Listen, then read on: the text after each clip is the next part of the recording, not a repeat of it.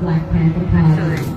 So I wanted to give Leslie a big round of hand. Her father was a member of the Oakland Black Panthers, did a lot of work with Redemptor, Angela Davis. So give Leslie a big hand.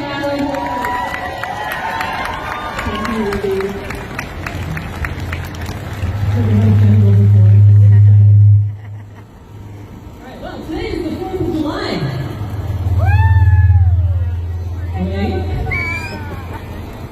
Today is the day that Americans are going to be celebrating the day they gained their independence. Yeah, I know, I'm right.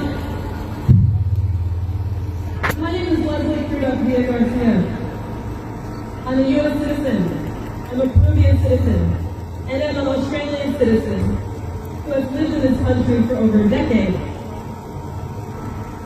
One thing that this country has very much in common with the U.S. is the shared tragic shame of a whitewashed history. There are some stories that they love to uphold, and others are continuously suppressed. The fact that we can stand here next to these racist statues, the fact that people will celebrate colonialists, will celebrate people who committed acts of genocide. But then, the same government will allow ancient indigenous sacred sites to be destroyed for financial gain. That really tells you where people's priorities are. The fact that the Queensland police can send letters to the residents of Kangaroo Point apologizing for the inconvenience caused by the protesters who want to free the KP 120, that tells you a lot about where people's priorities are. The fact that someone's lack of full enjoyment of their neighborhood is in some universe comparable to being held in indefinite detention without even having been charged with a crime. 7 years! It's ridiculous!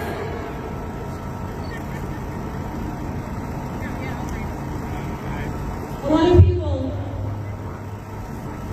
when we look at this whitewashed history that Australia upholds and that the U.S. upholds, we look at things like slavery.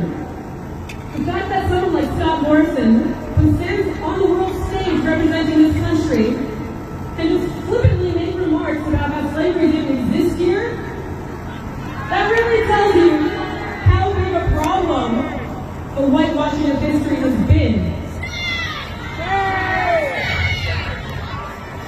On this day in 1776, a bunch of people in the U.S. signed a document that stated that all men are created equal and that everyone has the inalienable right to life, liberty, and the pursuit of happiness, while at the same time holding black people in chains as slaves. That is the very definition of democracy.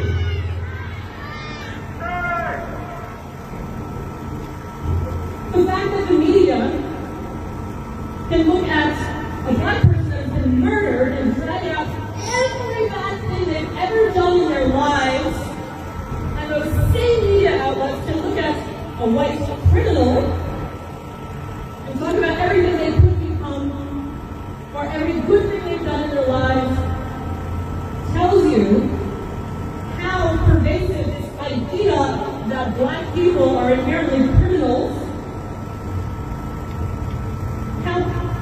how pervasive this idea is.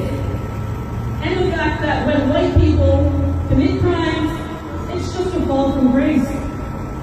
Something went wrong. Because throughout history, when slavery in the U.S. was abolished, that system didn't go away. It was just replaced with Jim Crow laws, with redlining, with convict policing systems that have led to the monstrosity that is the current state of the for-profit prison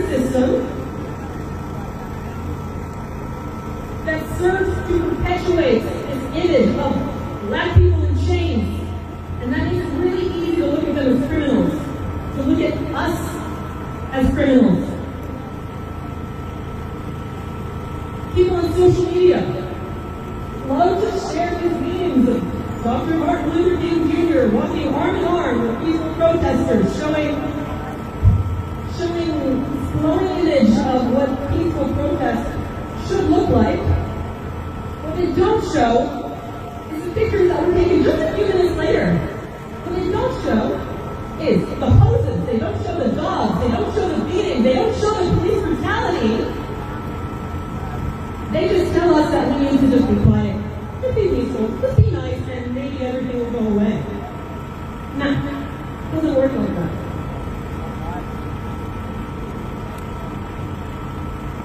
And there are a lot of people out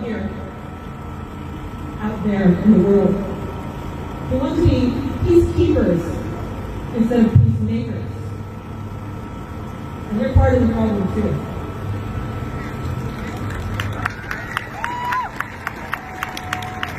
With all of the people in my life as well, all of my fellow life coaches, all of the people that I'm surrounded by who just want to stick their fingers in their ears and wait for all the bad things and all the bad people to go away, that is not the solution to the problem of systemic racism. It is a real problem.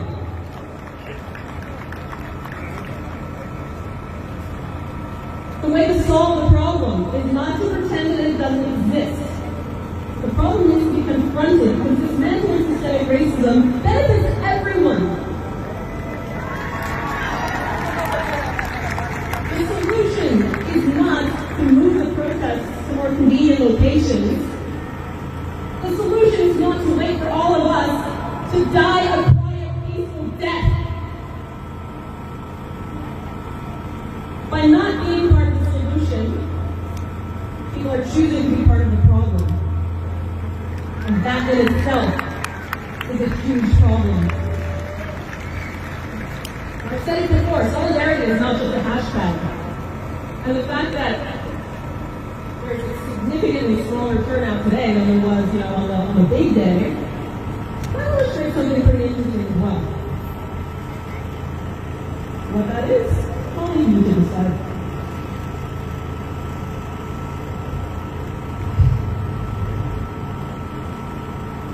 There's a reason we keep saying Black Lives Matter.